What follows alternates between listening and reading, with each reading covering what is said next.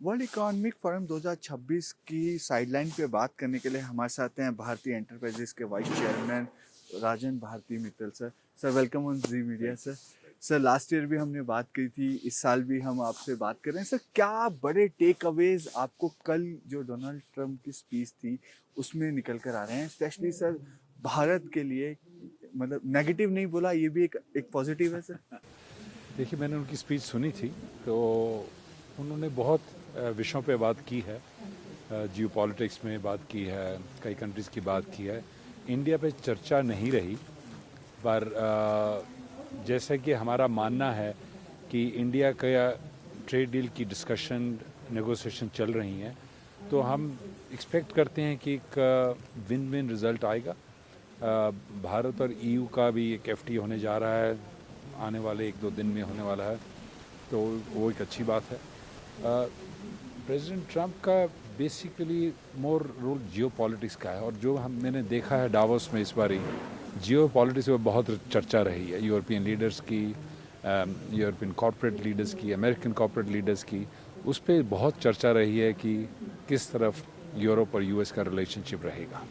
Sir भारतीय enterprises भी globally काम करता है सर, क्या एक्सपेंशन प्लान है सर ग्लोबली जाने का? सर अफ्रीका के अंदर आप पहले थे, अब और टेलीकॉम में आप वहाँ काम करना चाह रहे हैं, और ऐसी कौन सी कंट्रीज हैं जहाँ पे आप अपने आप को एक्सपेंड करने की सोच? देखिए, हमारा टेलीकॉम में बिल्कुल रुचि रहेगी। हम हमेशा कुछ ना कुछ जो कोई अपॉर्चुनिटीज़ आती हैं उसको एक्सप्लोर करते हैं। इस वक्त हमारा एक मैं आपको ये नहीं कह सकता कि क्या हम देख रहे हैं, पर हमेशा अफ्रीका में हम 14-15 कंट्रीज़ में ऑलरेडी हैं। अगर कोई अपॉर्चुनिटीज़ और टेलीकॉम में आएगी तो हम देखेंगे।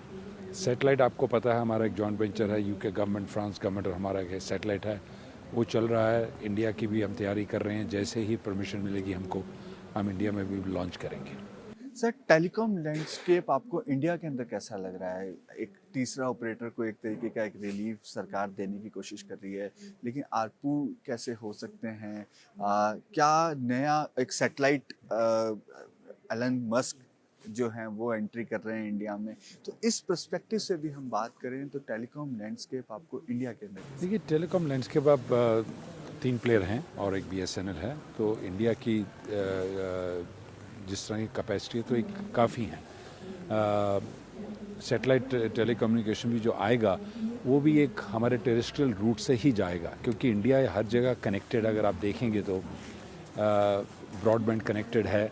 तो जहाँ जहाँ अनकनेक्टेड एरियाज़ हैं, ऑयल रिग्स हैं, जैसे डिफेंस की कुछ इस्टेब्लिशमेंट्स हैं, वहाँ सैटेलाइट काम करेगा। वो सैटेलाइट भी टेरेस्ट्रियल नेटवर्क्स के ही थ्रू आने वाला है। जहाँ तक आरपू की बात है, हमारा मानना है कि आरपू बढ़ना चाहिए, उसमें कुछ कोर्स करेक्शन होना चाहिए। Over a period of time हमारा मानना है वो होगा।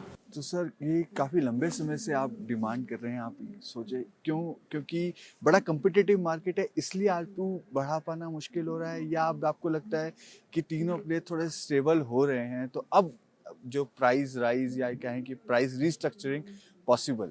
ये देखिए, तीनों प्लेयर अब एस्टेब्लिश प्लेयर्स हैं, मार्केट में हैं। तो हमारा मानना है कि प्राइसेस एक राउंड पिछले हुआ था, अब एक राउंड के और होना है। हम हमेशा कहते हैं कि आरपू 300 रुपये ज़रूर होना चाहिए, तो over a period of time ये होगा। साथ ही सर वोडाफोन को तो गवर्नमेंट ने स्टेक भी लिया, एजीआर में भी मॉनिटोरियम की बात चल रही है, कैबिनेट से ऑलमोस्ट अप्रूव भी हो गया है। तो सर क्या आप भी टेलीकॉम मिनिस्ट्री के पास जाएंगे, गवर्नमेंट के पास जाएंगे और कहेंगे कि आपकी रिक्वेस्ट को भी कंसिडर किया जाए एजीआर रिव्यू के अंदर? देखिए, हमने ऑलरेडी डीओटी को लिखा है कि हम स्वागत करते हैं वोडाफोन का एजीआर रिलीफ का, क्योंकि हमारा पहले दिन से ही मानना था कि एजीआर की जो स्थिति थी वो ठीक नहीं थी। तो हम डिपार्टमेंट के पास गए हैं कि आपने डीओटी को अगर रिलीफ दिया है, वोडाफोन को रिलीफ दिया है, उसी एक पॉलिसी के तहत जो जो लोग ऑल थे, हम थे, टाटाज हैं, उनको भी वैसा ही रिलीफ दिया जाना चाहिए। सर और भारतीय एंटरप्राइजेस का इंडिया में क्या एक्सपेंशन प्लान है? टेलीकॉम, आप रिटेल के अंदर भी आप हैं तो? नहीं, हम रियल एस्टेट में हैं। हमने अभी एक आपने पढ़ा होगा, हमने हायर के साथ एक जॉइंट वेंचर जो कि उनके इंडिया का है, उसमें हम भाग ले रहे हैं।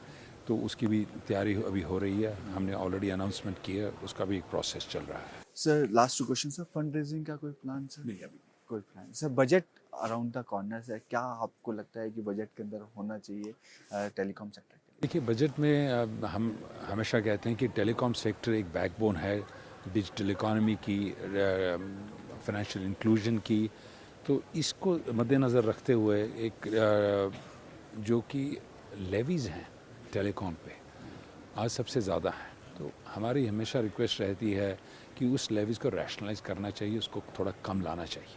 Thank you sir, thanks for giving time thank to you, us. Thank thank you sir. Thank you.